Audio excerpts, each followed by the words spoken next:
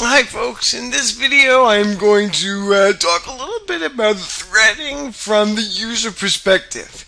In the next video I'll talk about threading from the algorithmic point of view. But again, just back to this video, before we can code or understand the algorithm, we have to have a really good understanding of exactly what threading is all about. So let's talk for a few minutes about exactly what threading means from the user point of view. So, I have a threading demo set up here, so I'm going to start by logging in, and I'm going to just use this account.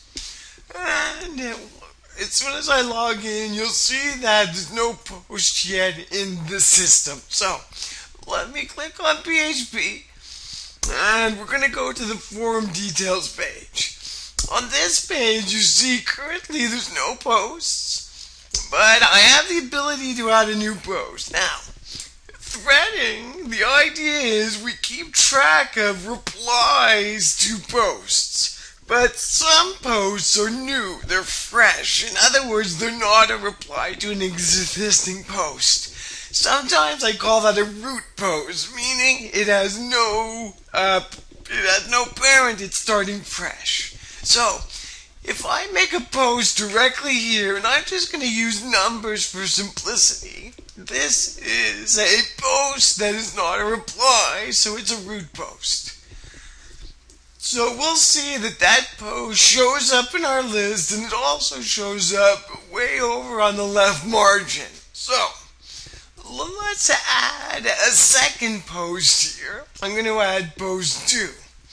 So now you'll see that we have two root posts that are not replies to anything. Now, let's just assume that I'm now somebody else. I logged out and I'm a new person that logged in. And I want to read number 1. So I click on number 1 and I read the post. So again, this wouldn't be a 1, it would be some big post, and maybe I decide I want to reply to it. So, notice first of all, on the post details page, I've added a new form to allow you to make a reply. So, on this, I'm going to make a reply. I'm just going to call it number 3. So, number 3 is a reply to number 1. So, let me post that. So you're going to see now that number 3 came up underneath number 1 and slightly indented. That gives you the idea that you now know that 3 is associated to number 1. It's a reply. Okay, so that's the idea behind threading. Let's do a few more. Let's say somebody clicks on number 3 and decides that they want to reply to number 3. I'm going to call that number 4. So, number 4 is a reply to number 3, number 3 is a reply to number 1, and number 1's a root post, it has no parent. And number 2 is still sitting there all by itself as a root post. So, let's say somebody decides to read number 2. And they read number 2 and they decide to reply to number 2.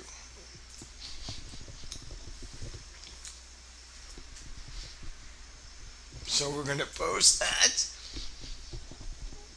And there we go. Number 5 is a reply to number 2, and so forth.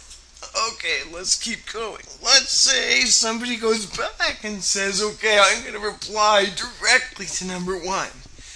So, we're going to call this number 6, and this is a reply to number 1. Not a reply to 3 or 4, but directly to number 1. So let's post that. So now notice that 3 and 6 are at the same level because they're direct replies to number 1.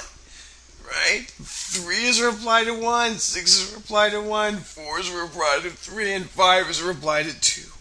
Okay, one last one. Let's say somebody comes into this forum and decides to post a brand new conversation or a brand new thread. Let's call that number 7. So number 7 is going to show up where? it shows up directly on the margin because it was a brand new thread. Okay, that's what we mean by threading from a user perspective. In the next video, I'm going to show you the algorithm and we're going to walk through it together so you get a really good sense of how the algorithm works. See you in part 2. Thanks. Bye.